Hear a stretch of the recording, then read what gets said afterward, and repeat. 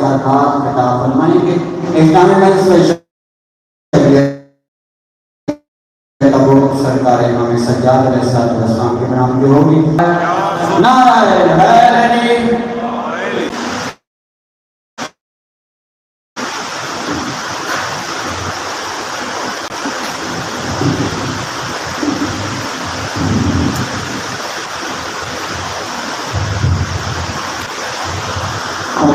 اپنی سچی عبادت کے لیے سب مل کر بلند الصلوات.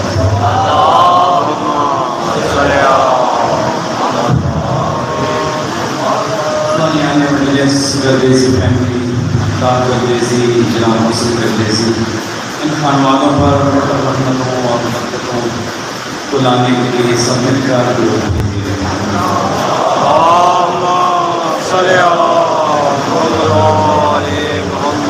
اپنی توجہ کو بہتر کرنے کے لیے بائے دیگر سب مل کر صلوات.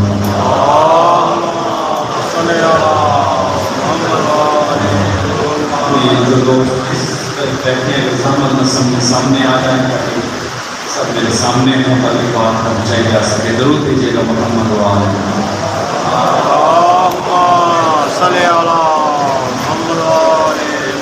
ماشاء اللہ ماشاء اللہ لا حول ولا قوة الا باللہ العلی العظیم. رب اشرح لي صدری ویسر لي امری واحلل عقدۃ من لسانی یفقهوا قولی. اعوذ باللہ من الشیطان اللعین الرجیم. بسم اللہ الرحمن الرحیم. الحمدللہ رب العالمین. الحمدللہ کما هو اہلہ. الصلاۃ والسلام علی سیدنا و نبینا طبیب قلوبنا و شفیع ذنوبنا سیدنا و سید الثقلین جد الحسن والحسین بالقاسم محمد.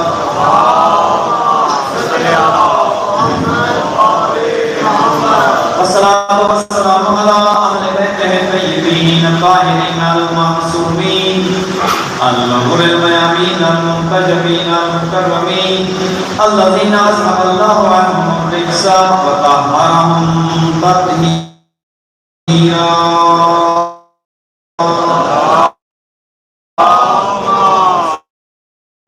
احبابہم واصحابہم وشیعتہم ومحبہم اجمعین ولعنۃ اللہ علی اعدائہم وقاتلہم وظالمہم من الآن الی قیام یوم الدین. اما بعد فقد قال الرحمن فی کتاب الفرقان وقولہ الحق وهو اصدق الصادقین. بسم اللہ الرحمن الرحیم. یا ایھا الذین آمنوا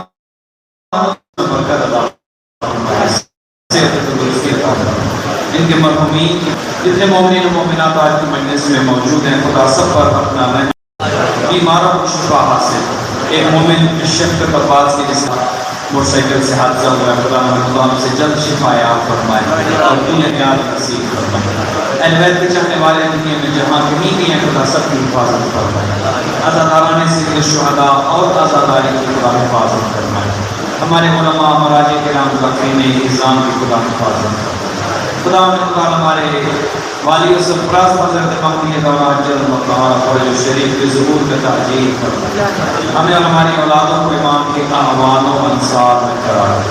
اپنی تمام لوگوں کی قبولیت کے لیے بلند الصلوات.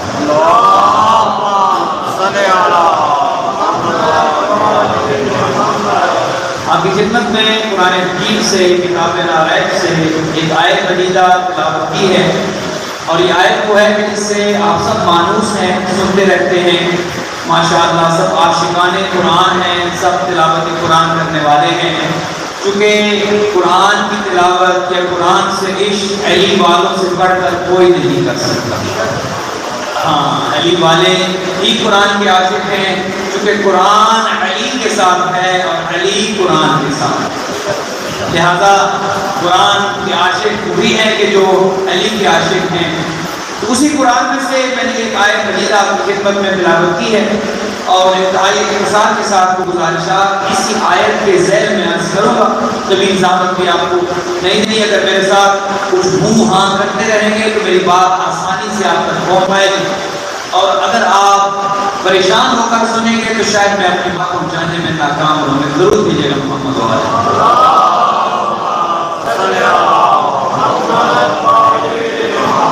اللہ سبحانہ و تعالیٰ کلام حکیم کی اس آیت مجیدہ میں ارشاد فرماتا ہے، اور سب سے پہلے تو یہ دیکھیے کہ قرآن کا انداز کتنا پیارا ہے، اسلوب کتنا حسین ہے کہ آغاز کلام میں ارشاد ہوا یا ایھا الذین آمنوا، اے ایمان والو۔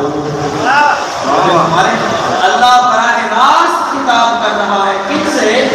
جو ایمان والے ہیں، جو صاحبان ایمان ہیں۔ اور قرآن کا یہ کتنا خوبصورت انداز ہے، جب ایمان والوں سے خطاب کرنا ہو تو خدا بغیر وسیلے کے بات کرتا کہتا ہے اے ایمان والو، اور جب ان سے بات کرنی ہو کہ جن کے دلوں میں نور ایمان نہیں ہے تو خدا گویا انہیں منہ ہی نہیں لگاتا اور کہتا ہے قل یا ایھا الکافرون، اے میرے حبیب تم ان کافروں سے کہہ دو ایمان ہے، اور تجھ سے بغض کا نام ہی کفر بھی ہے اور نفاق بھی ہے۔ تو قرآن میں قرآن حکیم میں اب جہاں کہیں بھی آئے گا یا ایھا الذین آمنوا تو ایک کو آپ ترجمہ کرتے ہیں اے ایمان والو، اور اس کا بلائی ترجمہ کیا جائے وہ بھی درست ہے اے ایمان والو، اور اگر یہ کہا جائے اے علی والو، کیا یہ درست ہے؟ نہیں، یہ بھی درست ہے۔ ایمان والے ہی تو علی والے ہیں، ایمان والے ہی تو اہل بیت والے ہیں، ایمان والے ہی تو خدا والے ہیں، ایمان والے ہی تو رسول اللہ والے ہیں، چونکہ ایمان کا تعلق ہے دل کے ساتھ اور نفاق کا تعلق بھی ہے دل کے ساتھ۔ اب یہ کیسے پہچانا جائے کہ ایمان والا کون ہے اور نفاق والا کون ہے، مومن کون ہے، منافق کون ہے؟ صحابہ کرام سے جب یہ سوال کیا گیا تھا کہ کیسے پتہ چلے مومن کون، کیسے بتائے منافق کون، چونکہ نہ تو پیشانی پہ لکھا ہوتا ہے کہ یہ مومن ہے، نہ ہی پیشانی پہ لکھا ہوتا ہے کہ یہ منافق ہے، چونکہ نفاق نام ہی اس چیز کا ہے کہ جو وہ ہوتا ہے وہ نظر نہیں آتا، اور جو نظر آتا ہے وہ ہوتا نہیں، یہی تو منافقت ہے، یہی تو نفاق ہے۔ تو جب پیغمبر کے بعد صحابہ نے آپس میں پوچھا ایک دوسرے سے کہ کیسے پتا چلے کہ مومن کون منافق کون، بتائیے تو صحیح، کوئی پیمانہ ہو، کسوٹی ہو، کوئی میزان ہو، کیسے تشخیص ہو کہ مومن کون؟ تو صحابہ ارشاد فرمانے لگے کہ بعد از پیغمبر اگر ہمیں پتہ کرنا ہوتا ایمان والا کون ہے اور نفاق والا کون ہے، فرماتے کنا نعرف المنافقین ببغضهم علیہ، ہم علی کا ذکر چھیڑ دیتے، چہرہ خوش ہو جاتا، پوچھنا نہ پڑتا کہ کون ہے۔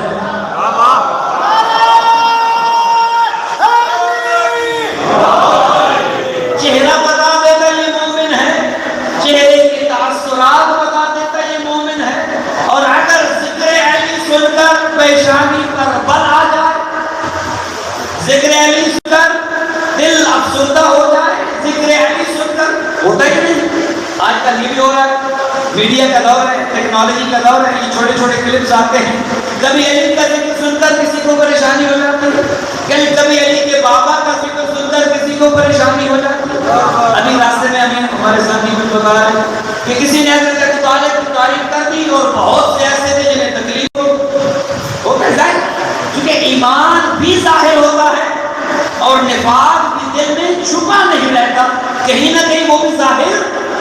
ایک شخص آیا تھا مولا علی کی خدمت میں، اب ظاہر اس نے اپنا نفاق ظاہر کرنا تھا، کہا یا علی چلیں آپ کے بارے میں تو پیغمبر کی حدیثیں بہت ہیں، آپ تو قسیم النار والجنہ ہیں، آپ تو پیمانہ ہیں، آپ ہی سے مومن اور منافق کی پہچان ہوتی ہے، لیکن یا علی افسوس یہ ہے کہ آپ کے بابا کے ایمان کی تصدیق نہیں ہوئی، آپ کے بابا کا کیا بنے گا؟ تو مولا نے کیا خوب جواب دیا، کہا تو کل ایمان کے بابا کے ایمان کی فکر نہ کر، تو اپنے بابا کے ایمان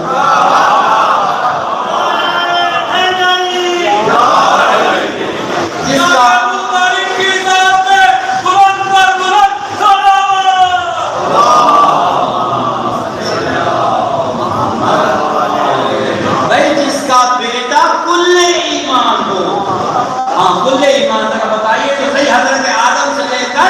حضرت عیسیٰ تک کسی نبی کے بارے میں بتائیے کہ کہا گیا ہو کہ یہ کل ایمان ہے، بلکہ حضور نے بعد میں آنے والے آئمہ کے لیے بھی یہ نہیں کہا کہ یہ کل ایمان ہے۔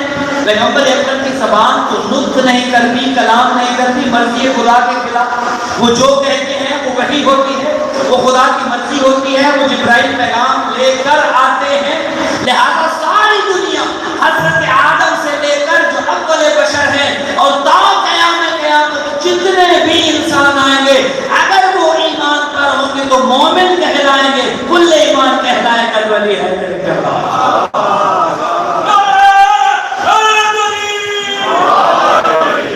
کل ایمان کوئی نہیں ہے، کل ایمان علی حیدر کرا رہے کتنی عبادتیں کوئی کیوں نہ کر لے، کتنی ریاستیں کوئی کیوں نہ کر لے، چلے ایمان کے درجے بڑھتے چلے جائیں گے، آپ مومن بہتر ہوتے چلے جائیں گے، لیکن کل ایمان کوئی نہیں ہو سکتا سوائے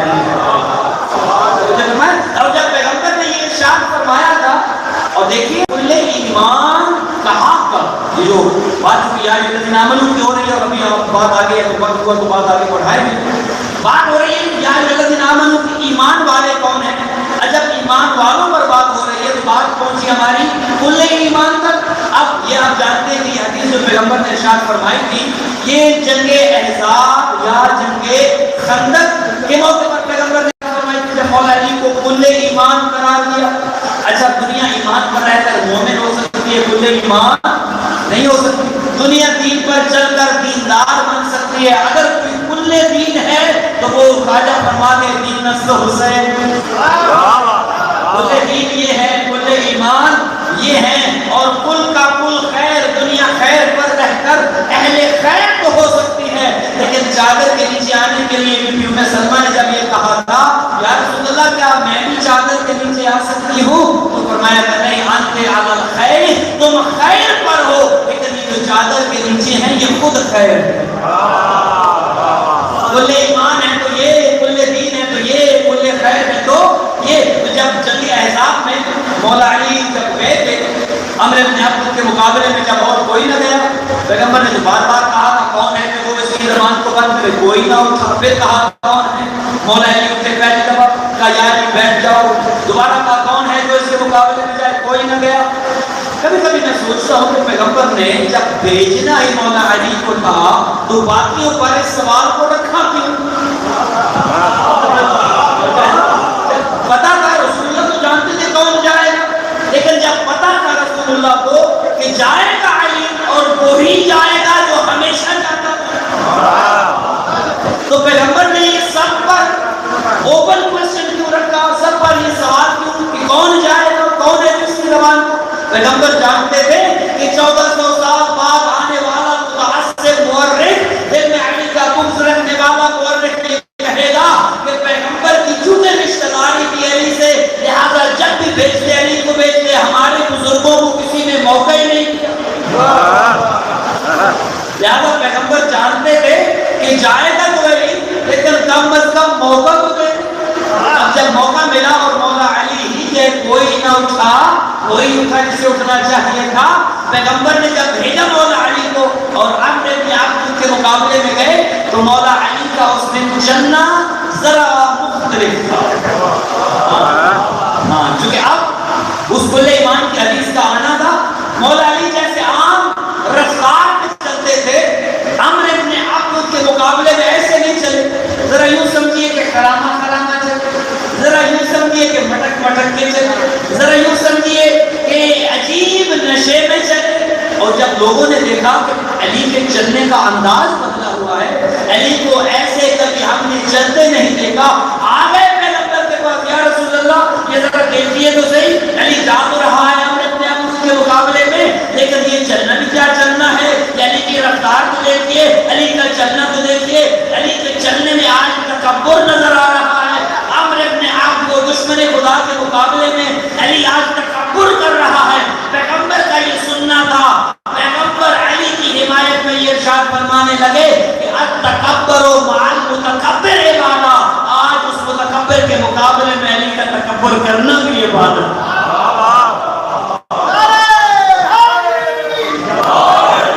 آج علی کا اس دشمن خدا کے مقابلے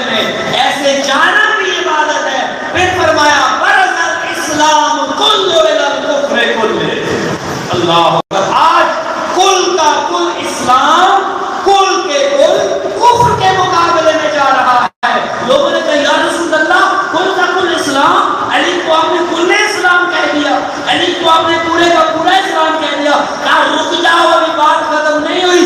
برزل ایمان کل الکفر کل، آج کل کا کل ایمان کل کے کل کفر کے مقابلے میں.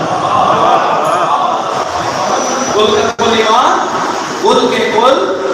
اور اہل سنت کے مفسرین نے بھی یہ لکھا ہے کہ چونکہ پیغمبر کی حدیث کے مطابق کل ایمان ہے علی حیدر کرار، باقی کوئی کیوں نہ ہو، پیغمبر کے ساتھ بیٹھنے والے، پیغمبر کے ساتھی، اصحاب کرام، اور شیعہ پر یہ تہمت بھی لگائی جاتی ہے کہ اصحاب کا احترام نہیں کرتے. نہیں، یہ بات غلط ہے. پیغمبر کے بعد کا صحابہ کے پاؤں کے نیچے کی خاک شیعہ کی آنکھوں کا سرما ہے. آپ نے کس نے کہہ دیا کہ علی والے صحابہ کا احترام نہیں کرتے؟ ہاں احترام کرتے ہیں، بے احترامی نہیں کرتے، لیکن علی کے مقابلے میں کسی کو نہیں مانتے. کل ایمان کے مقابلے میں مومن کو نہیں مانتے.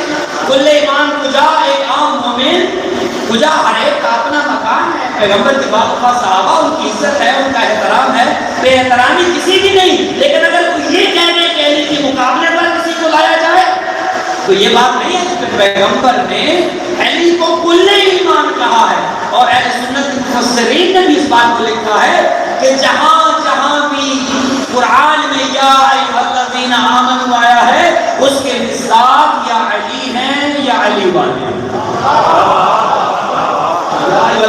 یا ایھا الذین آمنوا کا مصداق یا علی ہیں یا علی والے ہیں.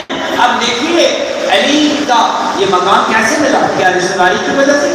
علی کو یہ مقام کس وجہ سے ملا؟ پیغمبر تو میرٹ پہ فیصلہ کرنے والے ہیں. پیغمبر اگر عادل نہ ہو تو نبوت جاتی ہے. پیغمبر اگر عدل و انصاف نہ کرے، اقربا پروری کرے، وہ اور دن و بعد پیغمبر اقربا پروری کرتے رہے. پیغمبر نے تو عدالت سکھائی ہے، پیغمبر نے تو عدل سکھایا ہے. لہذا پیغمبر کبھی مبالغہ آرائی بھی نہیں کرتے اور کسی کو اس کے حق سے زیادہ کوئی انعام بھی نہیں دیتے. لہذا یہ جو کل ایمان کہاں ہے، یہ جنگ خندق ایک جنگ ہے جس میں مولا کو یہ کہا گیا اب اگر آپ علی کی ساری جنگوں کو اکٹھا کریں، علی کی ساری عبادتوں کو اکٹھا کریں، علی کی ساری ریاستوں کو اکٹھا کریں، ظاہر مولا علی کی جو 63 سال زندگی ہے اس میں صرف ایک جنگ تو نہیں لڑی مولا علی. کتنی 84 جنگیں اسلام نے لڑی، سوائے جنگ تبوک کے ہر جنگ میں علی موجود بھی ہیں اور فاتح بھی ہیں. لڑنے والے بھی علی اور جنگ کو فتح کرنے والے بھی علی ہیں. علی کی عبادتیں بھی ہیں. 1000 رکعت کو 24 گھنٹوں میں مولا علی کی نمازیں ملتی ہیں. یوم لیلہ میں علی حیدر کرار 1000 رکعت نمازیں بھی پڑھتے تھے. علی والوں کو بھی پڑھنی چاہیے. اگر مولا اتنی عبادتیں کرنے والے ہوں، 1000 رکعت نماز پڑھ کر پھر یہ کہتے نظر آئے کفابی عزت ان اکون لک عبدا، علی کے لیے کتنی عزت کی بات ہے کہ اے اللہ علی تیرا بندہ ہے. اور پھر فرمائے کفابی فخر ان تکون علی ربا، اے اللہ علی کے لیے کتنے فخر کی بات ہے کہ تو علی کا اللہ ہے. اپنی عبادتیں کر کے ضرور بھیجیے گا.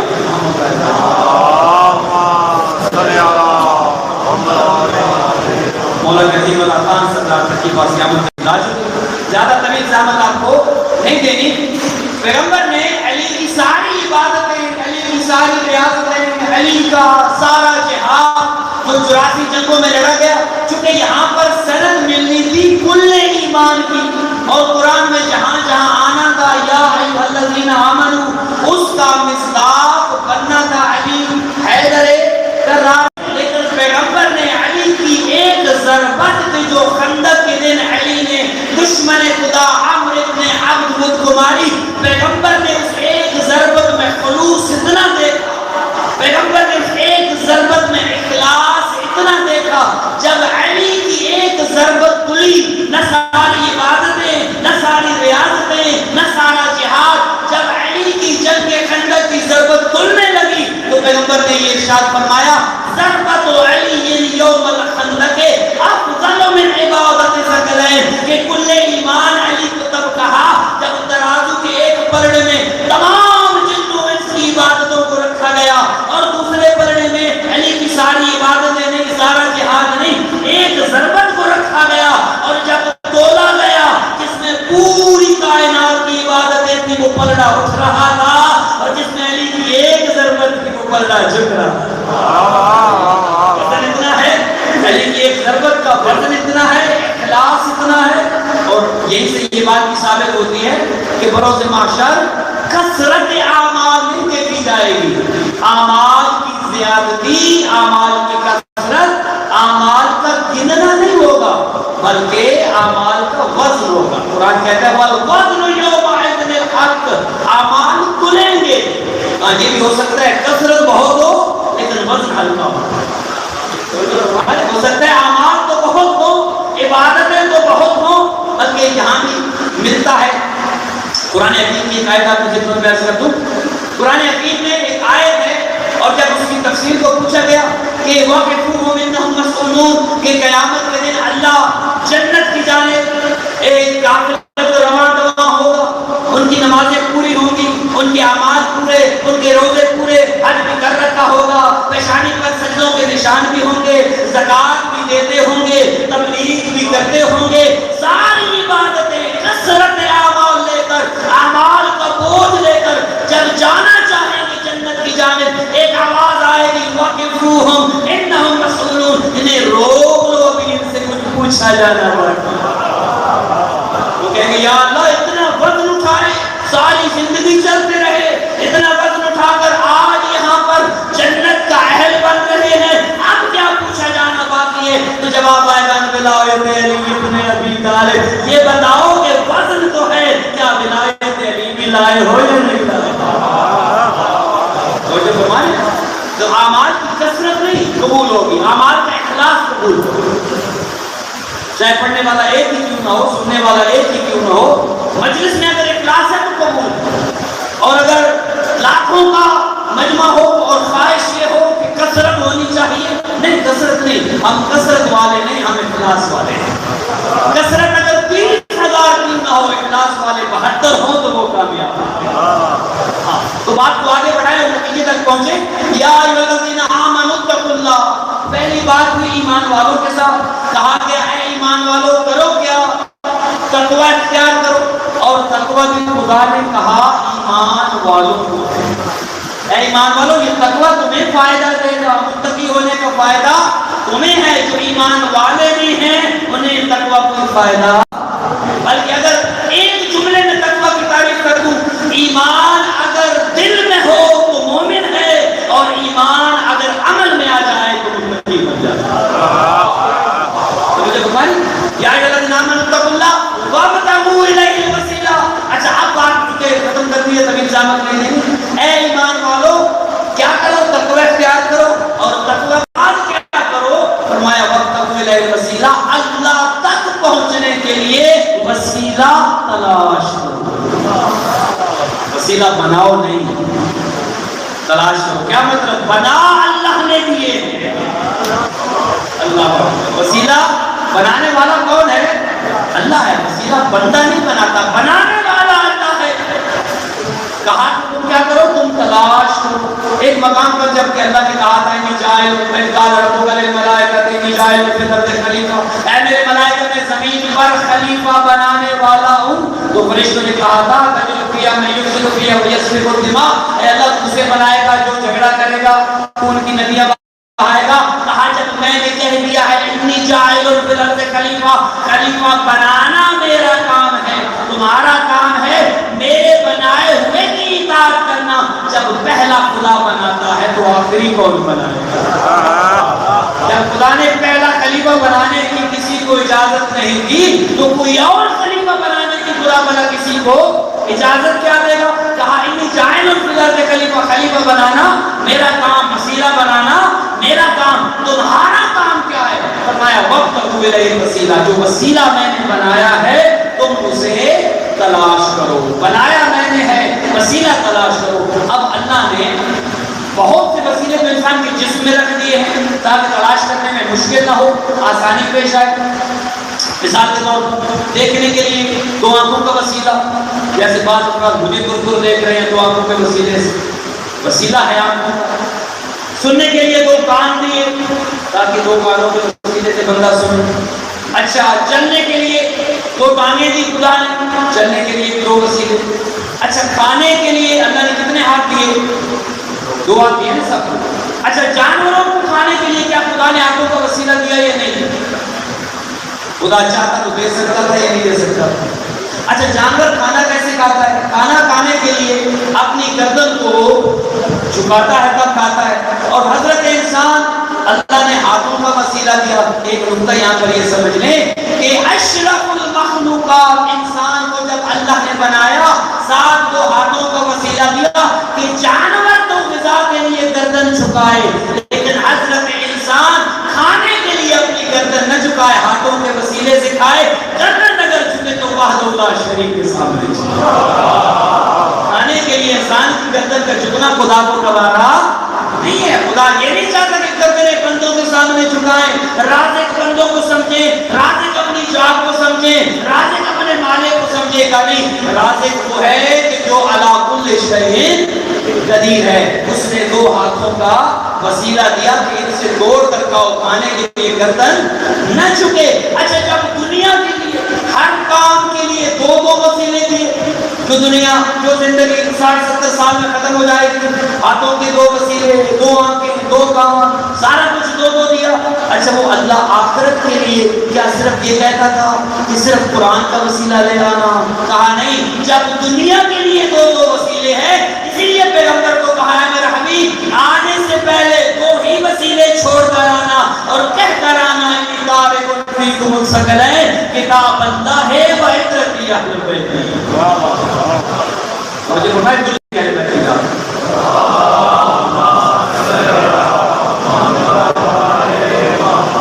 یہ جو کہتے ہیں حسبنا کتاب اللہ، ہمارے لیے کتاب کافی ہے۔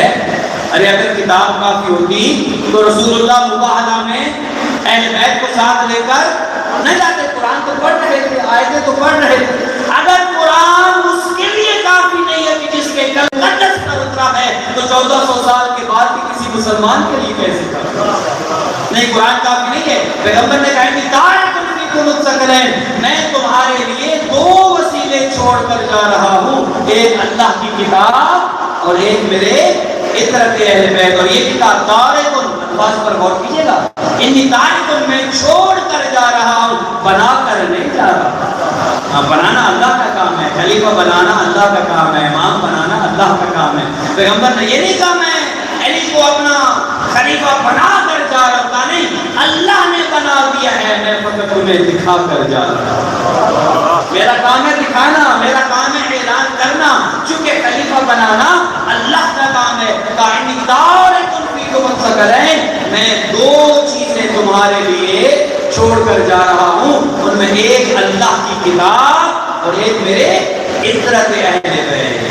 ہاں اب دنیا نے کتاب کو تو تھام لیا، دنیا نے کتاب سے تو بہت محبت کی، لیکن کالجز کی ضرورت نہیں، لائبریری ہوتی کتابیں آتی، کہا جاتا جاؤ پڑھ کر ڈاکٹر بن جاؤ، جاؤ پڑھ کر وکیل بن جاؤ، جاؤ پڑھ کر استاد بن جاؤ، لیکن کتاب کے ساتھ پڑھانے والے کو بھی بھیجا۔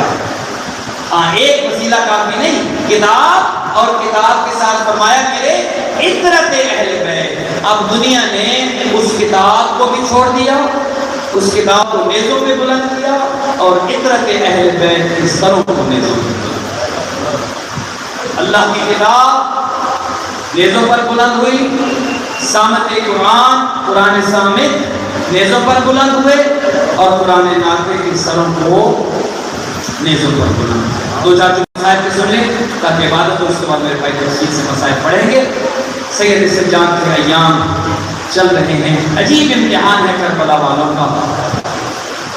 کربلا والوں کی زندگیوں کو جب دیکھا جائے عجیب کمال امتحان نظر آتا ہے، اور اپنے امتحان میں کمال صبر پہ اور صبر کے کمال کی منزل پر نظر آتے ہیں۔ تاریخ تین ہستیاں ایسی ملتی ہیں جن کا امتحان بھی بہت سخت تھا۔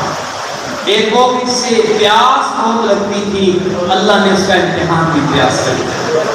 ہاں آپ کے میرے امام سید الشہداء کو پیاس بہت لگتی تھی. بی بی فاطمہ اکثر یہ ارشاد فرماتی تھی کہ رات کو میں جام لیے کھڑی رہتی تھی کب میرا حسین اٹھ جائے, کب میرا حسین پانی مانگ لے, کہیں ایسا نہ ہو پانی دینے میں تاخیر ہو جائے. بلکہ وصیت میں مولا علی سے کہا تھا, علی میرے بیٹے حسین کو پیاس بہت لگتی, علی کہیں ایسا نہ ہو آپ میری قبر پہ قرآن پڑھ رہے ہوں اور گھر میں میرا حسین پانی مانگ رہا ہو. عزاداروں جسے پیاس بہت لگتی تھی اس کا امتحان بھی پیاس کر لیا, اور جس بیوی کو حیا بہت آتی تھی, اللہ اکبر, جو اپنے بابا کے سامنے بغیر پردے کے نہ آتی, جو اپنے بابا کے سامنے آنے سے حیا کرتی, اللہ نے اس بیوی کا امتحان بھی حیا کر لیا. وہ جو اپنے باپ سے شرماتی, وہ جو اپنے بھائیوں سے شرماتی, وہ جو بابا کے سامنے بھی نہ آتی, وہ جا کوفہ و شام کے بازار چادر مانگتی رہی, اس کا امتحان حیا کا ہوا. اور سنو گے ایک کا امتحان اس کا ہوا جسے غیرت بہت آتی. اللہ اکبر, اب یہاں کے نام ہوگی جسے غیرت کا خدا کہا جاتا ہے, خدا نے اس کا امتحان بھی غیرت کر لیا. عزادارو روایت یہ ملتی ہے کہ شب عاشور جب قرآن کی آواز آئی نا خیموں سے, سید الشہداء کے باوفا صحابہ کے خیموں سے قرآن کی تلاوت کی آواز آئی, سید السجاد نے پیغام بھیجا کہ اماں ذرا میرے بابا کو تو میرے خیمے میں بھیجیں. میرے مولا آئے, سجاد بیٹا بلایا ہے مجھے. ہاں بابا, بابا ایک بات کرنی ہے آپ سے. بولو میرا لال. کہا بابا میں جانتا ہوں یہ آپ کے جانثار صحابہ ہیں, بابا میں جانتا ہوں کل یہ سب آپ پہ قربان ہونے والے ہیں, بابا میں جانتا ہوں کسی خیمے میں حبیب ہے, کسی میں مسلم ہے, کسی میں زہیر ہے, کسی میں برید ہے, لیکن بابا جب یہ قرآن پڑھتے ہیں بابا یہ ہیں تو نامحرم, ان کی آوازیں میری پھوپھیوں کے خیموں تک جاتی ہیں, بابا میری غیرت برداشت نہیں کرتی. آپ کے باوفا صحابہ قرآن پڑھے اور میری پھوپھیوں کے کانوں تک آوازیں جائیں, بابا کیا یہ ہو سکتا ہے ان کے خیموں کو ذرا دور لگوا دیا جائے. عزادارو یہ سننا تھا, غریب کربلا تڑپ گئے. کہا سجاد یہ آج کی رات کے مہمان ہیں, آج کی رات میں رہنے دے, کل تو جانے تیرا انتظام جانے, جہاں چاہے گا خیمے لگوا لینا. عزادارو غیرت کا یہ عالم تھا. اور روایت کہتی ہے کہ 11 محرم کو جب بابا کے لاشے کے قریب سے گزارا گیا, دعا کریں کبھی کوئی بیٹا اتنا بے بس نہ ہو, گردن میں لو کے خاردار, ہاتھوں میں ہتھکڑیاں, پاؤں میں بیڑیاں, بابا کا لاشا اسی طرح کربلا کی زمین پہ تڑپتا چھوڑ کر جائے. جاتے ہوئے ایک جملہ کا السلام علیکم یا باب اللہ, بابا مجھے معاف کر دینا, سجاد آپ کو اس حال میں چھوڑ کے جا رہا ہے. عزاداروں پہ کوفہ و شام کے بازاروں میں, اور جب واپس مدینہ پہنچے عزاداروں شام میں کوئی اتنے دکھ سید السجاد نے دیکھے. جب پوچھا جاتا اولی و بطول کے لال ذرا کربلا کی کہانی تو سنا, کربلا کے بعد کیا ہوا, کوفہ و شام کے بازار کیسے گزرے, ایک ہی جملہ فرماتے, کہتے الشام الشام الشام, کہتے کربلا میں ہمارے جوان مارے گئے, کربلا میں تو ہمارے جوانوں نے قربانیاں دی, لیکن شام کے بازار و دربار میں ہماری پھوپھیوں کے سر ننگے تھے. یہ وہ سید سجاد ہیں جب مدینے میں پانی دیا جاتا, جب کھانا لایا جاتا, میرے امام کا منہ کربلا کی جانب ہو جاتا. تاریخ کہتی ہے 95 ہجری تک جب تک زندہ رہے سید السجاد جب پانی سامنے آتا کربلا کی جانب منہ کر کے کہتے بابا آپ کو تو پیاسا شہید کیا گیا, جب کھانا دیکھتے تڑپ جاتے, میرا بابا تو بھوکا پیاسا شہید. عزاداروں کا سانپ جانور کو چھپا لیتے, جب سید السجاد کو گزرتے دیکھتے جانور کو چھپا لیتے. میرے آقا رک جاتے, کہتے نہیں چھپاؤ نہیں, ذبح کرو, میرے نانا کی شریعت میں جائز ہے, لیکن اتنا بتاؤ کیسے پانی بھی پلایا تھا. عزادار جب مسلمان قصاب کہتا کہا ہم آپ کی نانا کی شریعت پہ عمل کرتے ہیں، ہم نے کھانا بھی کھلایا ہے، پانی بھی پلایا ہے، عزاداروں یہ سننا ہوتا سید سجاد کا